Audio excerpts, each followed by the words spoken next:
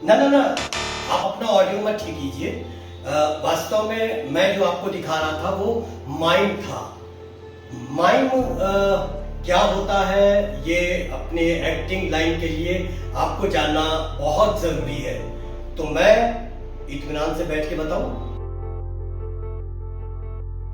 तो दोस्तों, मैंने अभी तक अपने पिछले कई एक एपिसोड से आपको ये जानकारी दी है कि आपको एक्टिंग के लिए अपनी आवाज को कैसे बनाना है, आपको अपनी आवाज के उतार चढ़ाव के लिए क्या करना है, या फिर आपको अभिनय के लिए अपनी आंखों का प्रयोग कैसे करना है, उसकी एक्सरसाइज कैसे करनी है, भावों की एक्सरसाइज कैसे करनी है, जिससे कि 50% आप ये जान सके कि अभिनय क्या है और अभिनय को आप सीख सकें। लेकिन आपको आपकी प्रैक्टिस के लिए मैं ये जरूर बताना चाहूंगा कि एक प्रयोग आता है माइम का। माइम के भी नाटक होते हैं, माइम का भी अभिनय होता है, जिसमें ना आवाज होती है, ना संवाद होता है, ना शब्द होते हैं। सिर्फ अपने चेहरे के एक्सप्रेशंस, अपने हाव भाव और शरीर यानी कि बॉडी लैंग्वेज से आपको अपनी बात कह जानी है। वो तो एक शो के लिए भी हो सकता है या प्रदर्शन के लिए भी हो सकता है। अपनी बात को जगह जगह आप अपने आप को परफॉर्म करने के लिए भी कर सकते हैं। लेकिन आप अगर चेहरे के एक्सप्रेशंस, आंख भाव के एक्सप्रेशंस को कैसे हम यूज करें या अपनी बॉडी लैंग्वेज को कैसे हम प्रयोग में ला सके, इसकी अगर प्रैक्टिस करना चाहते हैं तो भी माइम बहुत इंपॉर्टेंट है। माइम एक्टिंग बहुत इंपॉर्टेंट है आपकी प्रैक्टिस के लिए भी, आपकी इंडिविजुअल प्रैक्टिस के लिए भी, जो आप शीशे के सामने भी कर सकते हैं या फिर मोबाइल पर भी रिकॉर्ड करके उसको देख सकते हैं कि कहां आपके अंदर क्या कमी है। आज मैं आपको माइम के ही बारे में कुछ बताऊंगा और कुछ एक उदाहरण भी आपको दिखाऊंगा जो मुझे अच्छा लगा, उसे मैं जरूर आपके सामने लेकर आना चाहूंगा। तो आइए बात करते हैं आज माइम की। माइम यानी कि मूक अभिनय। माइम एक्टिंग मतलब मूक अभिनय।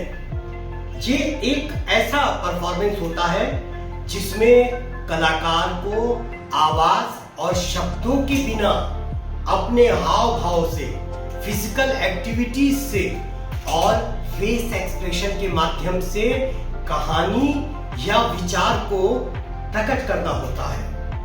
कहानी मतलब एक नाटक, इस तरह का भी, मतलब माइम में नाटक भी खेले जाते हैं, थिएटर के नाटक भी होते हैं, या बहुत से हमने फिल्मों में भी कहीं ना कहीं मूक अभिनय का प्रयोग होते हुए देखा है। तो ये बहुत महत्वपूर्ण है और खास तौर से मैं जो आपको बता रहा हूँ वो आपके सीखने के लिए ये बहुत महत्वपूर्ण है।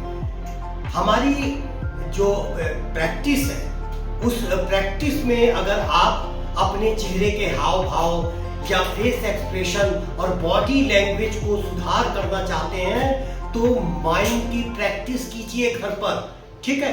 अगर आपने सर्कस देखा होगा, वहां जोकर रहता है, सफेद सफेद चेहरा उसका होता है, लेकिन खूब एक्सप्रेशन कितने प्यारे देता है और अपने एक्सप्रेशन से ही वो आपको हंसा भी देता है। तो वो माइंड का ही एक सहारा होता है, क्योंकि जोकर की आवाज तो अब तक पहुंचती नहीं है और जोकर डायलॉग बोलता भी नहीं है। वो सिर्फ अपने चेहरे से, अपने हाव भाव से आपको हंसा देता है और वो सफल होता है। ये होता है माइम। लेकिन बहुत कुछ है अभी उसके बारे में आपको जानने के लिए। अब अगर आपका कोई संवाद है थिएटर में, चाहे फिल्म में, तो उसे आप अपनी आवाज के माध्यम से अच्छा बोल सकते हैं। और मैंने कई बार आपको ये बताया भी है कि अगर आपकी आवाज में आपका मॉड्यूलेशन यानी कि पंक्चुएशन और प्रोनाउंसिएशन वगैरह सब कुछ मिला के बहुत अच्छा है तो उससे आपके चेहरे पे एक्सप्रेशन आएगा ही आएगा। आपकी बॉडी लैंग्वेज जो है वो भी जरूर बोलेगी। लेकिन अगर उसी संवाद को आपको बिना आवाज के, बिना शब्द के बोलना पड़े तो जाहिर सी बात है कि उसमें आपको अपनी आंखों, भावों और फेस एक्सप्रेशन और बॉडी लैंग्वेज का पूरा सहारा लेना पड़ेगा। अब अगर बात एक्टिंग की हो रही है तो आंखों का प्रयोग और चेहरे के एक्सप्रेशन के प्रैक्टिस की अगर बात की जाए तो उसमें माइम एक्टिंग आपका बहुत बड़ा सहारा हो सकता है।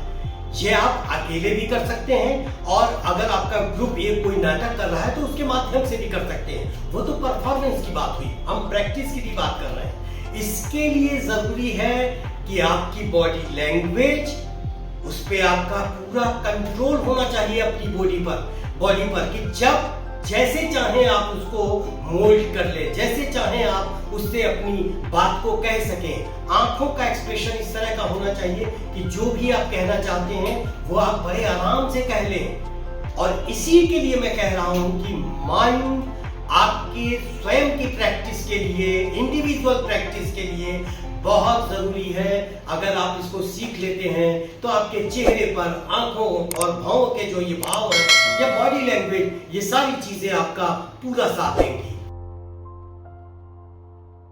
अब अगर आपको व्यक्तिगत अकेले घर में इसकी प्रैक्टिस करनी है या रिहर्सल करना है तो आप क्या कीजिए कि पहले कोई एक भारी सामान लीजिए, भारी सामान जहां कहीं भी रखा हुआ है, और कोशिश कीजिए कि उस भारी सामान को आप उठाइए। लेकिन उठाते हुए आप इसे अपने मोबाइल से जरूर रिकॉर्ड कीजिए। तो आप देखेंगे कि आपके चेहरे पे क्या एक्सप्रेशन आ रहा है, आपका हाथ कैसे उस सामान की तरफ गया, कैसे आपने उसको उठाया, कहाँ आपकी गले की नसें थोड़ी सी कसी और कैसा भाव हुआ, कैसे, मतलब भारी सामान उठाने में जो एक्सप्रेशन आता है वो बड़े आराम से आप अपने मोबाइल पे देख पाएंगे बाद में रिकॉर्ड करने के बाद। अब बिना सामान के आप उसी एक्टिंग को करने की कोशिश कीजिए, ये मानकर कि सामने आपके कोई भारी सामान रखा है जिसे आप उठा रहे हैं। तो बिल्कुल वही हो गया माइंड और वही हो गई आपकी प्रैक्टिस। और उससे क्या होगा कि एकदम से आपके चेहरे की जो नसें हैं वो खुल जाएंगी और खुलना शुरू हो जाएंगी धीरे धीरे जब आप प्रैक्टिस करेंगे। और जब जैसे चाहेंगे आपको वैसा एक्सप्रेशन देने में बहुत मदद मिलेगी। मान लिया एक बंद दरवाजा आपके घर में है, आप उस दरवाजे को खोलिए और जाइए, ठीक है, और फिर उधर से जब आइए तो दरवाजे को खोलिए और आइए। इसका एक वीडियो आप बना लीजिए, ठीक है, और फिर एक अलग जगह कहीं खड़े हो जाइए और आप एक्शन कीजिए, माइंड कीजिए कि आप जैसे दरवाजा खोल रहे हैं और आप गए और फिर ये दरवाजा अपने आप बंद हो गया, उधर से आप आए, ये दरवाजा अपने आप खुला और वहां से आपने एंट्री ली। ये माइंड हुआ, मतलब आपको उसमें न संवाद की जरूरत पड़ी और न आपको शब्दों की जरूरत पड़ी और आप अपनी बात को कह गए, आवाज की भी जरूरत नहीं पड़ी। वैसे ही प्रैक्टिस कीजिए कि जैसे आप सुबह उठते हैं, जब चारपाई से या पलंग से आप उठते हैं तो पहले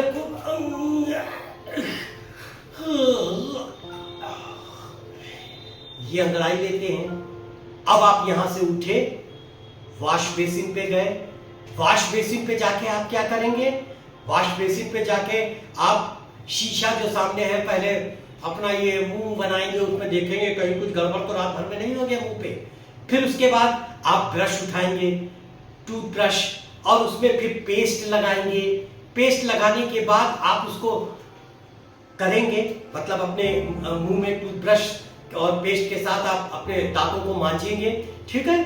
फिर उसके बाद आप उस मुंह धोने के लिए अपना कुल्ला करेंगे बेसिन पर और लास्ट में आप अपने मुंह को धोएंगे।